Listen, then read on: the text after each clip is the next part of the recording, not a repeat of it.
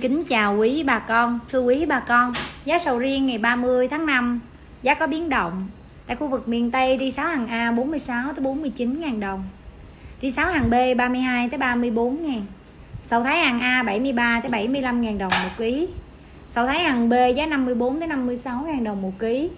Tại khu vực miền Đông, ri 6 hàng A 46 tới 49.000 đồng. Ri 6 hàng B 32 tới 34.000 đồng. Sầu Thái hàng A 73 tới 75.000 đồng. Sầu Thái hàng B giá 54.000 tới 56.000 đồng một ký. Sầu riêng tại Tây Nguyên, ri 6 hàng A giá 46 tới 49.000 đồng. Ri 6 hàng B giá 32 tới 34.000 đồng. Sầu Thái hàng A giá 73 tới 75.000 đồng. Sầu Thái hàng B giá 54 tới 56.000 đồng. Giá sẽ có sự chênh lệch tùy địa phương, tùy thương lái. Cảm ơn bà con đã theo dõi kênh. Xin kính chào và hẹn gặp lại.